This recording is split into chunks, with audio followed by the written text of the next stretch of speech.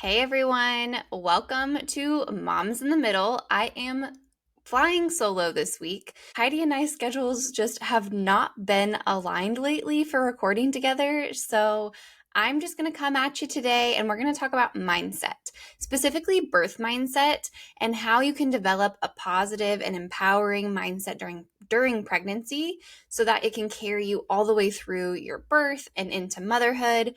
So, my hope is that you'll learn something that you can take away using my 4-step framework that I teach all of our clients. So, grab a snack, find a comfy spot, and let's dive into it.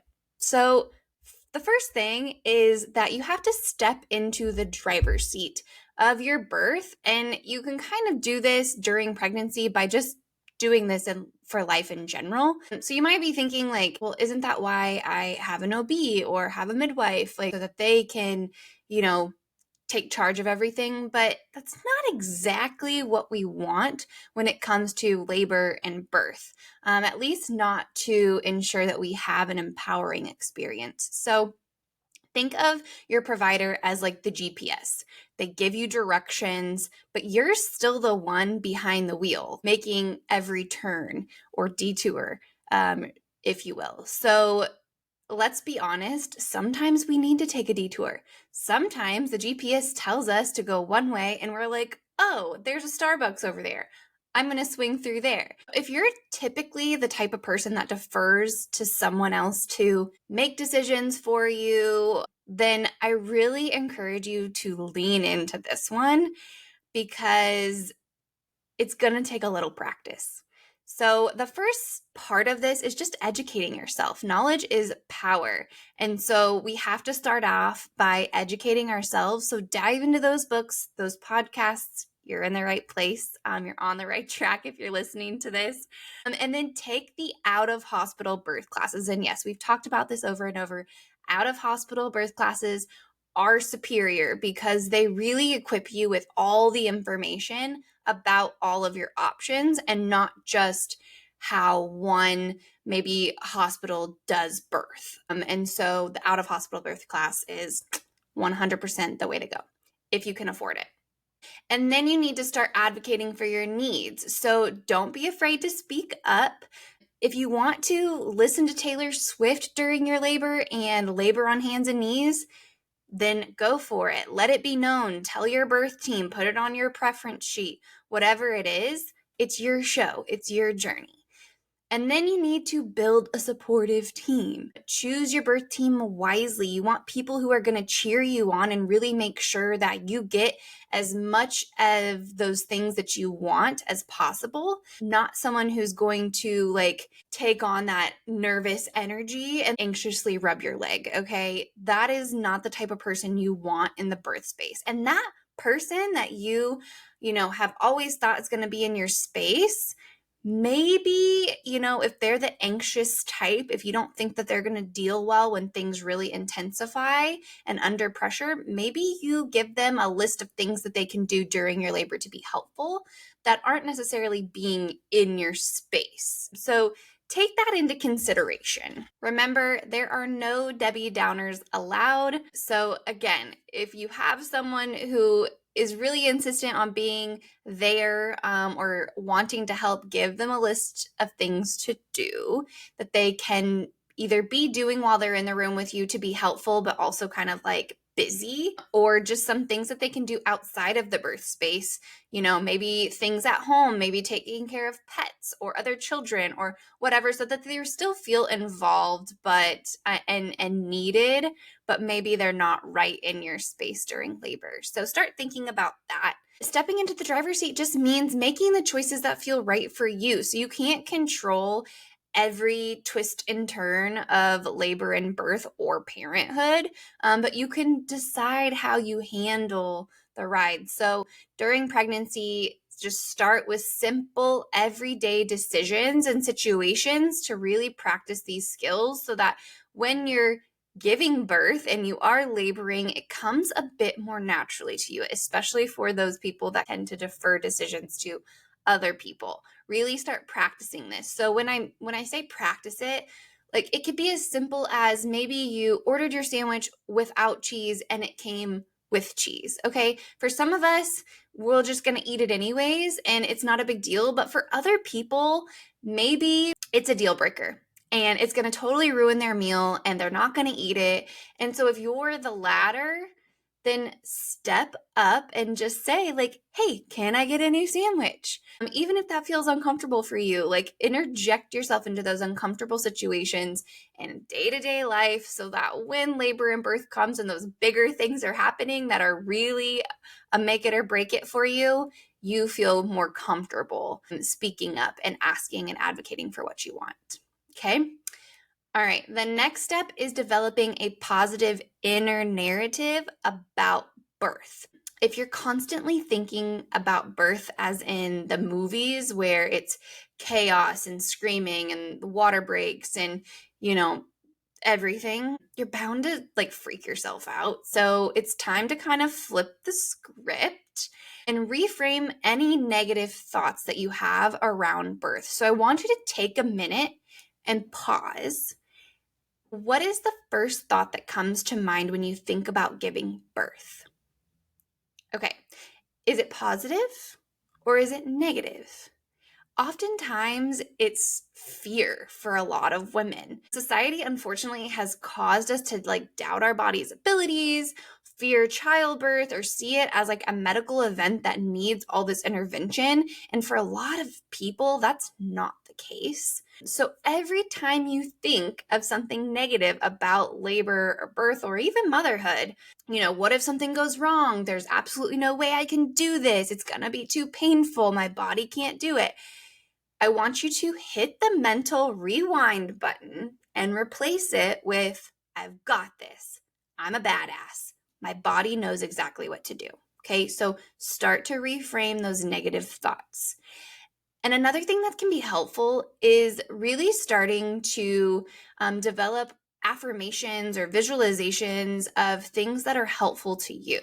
So stick Post-it notes up. If you're working at a desk, like stick them on your computer, stick them on your bathroom mirror with affirmations that say things that feel good for you. So whatever it is, I am strong, I am capable, I can survive on 3 hours of sleep. Maybe like just whatever it is that is kind of causing you fear and anxiety, reframe it and then turn those into affirmations that you can look at every day. And then start to visualize your perfect birth scenario, okay? It's not going to be perfect, but think about it. A lot of people don't realize, like, yes, you have a lot of control in your environment and the things that are being said to you and the people that are surrounding you. So, what's the vibe? Is it upbeat and energetic? Is it calm and serene? Maybe it's a combination of both. Do you like dim lights or bright lights? What does it smell like? What makes you feel calm and safe and supported and relaxed? What do you do at home when you are feeling really stressed out or you just feel like you need to relax and decompress? What does that look like for you? And how can we replicate it? If you're having a home birth, you can pretty much replicate exactly that. And if you're having a hospital birth, what can we take to the hospital that's feasible for us to pack in our bag to make it be more comfortable and feel safe and calm and relaxed? Okay. So start thinking about that.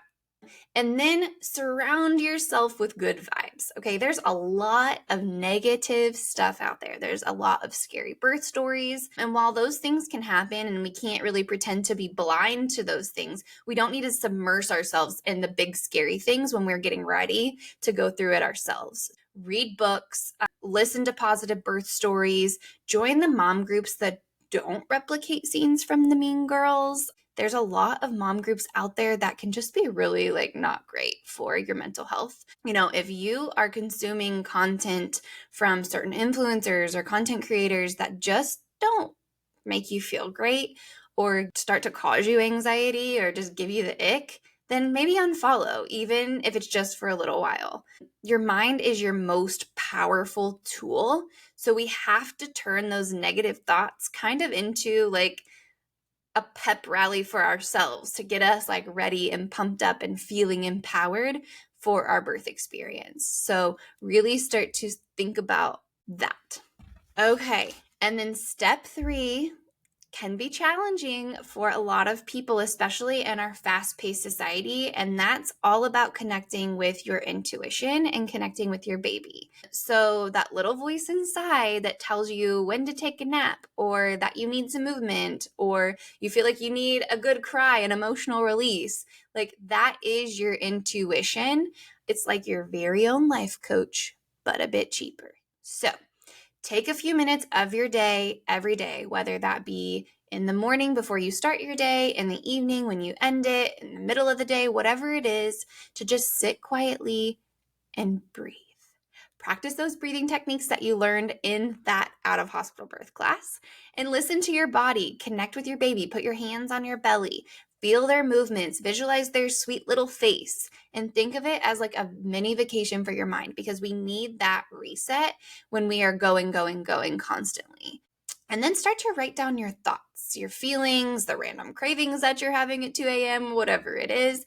One, it's fun to look back on, but also it helps kind of offload that mental load that you have ongoing in your head. So write down your worries, your fears, and then actively work through them and then cross them off. So think about, what do you know to be true in that very moment? Try not to let doubt and fear creep in or dwell on the what ifs. So you have to refocus that energy on taking care of yourself and building that support system.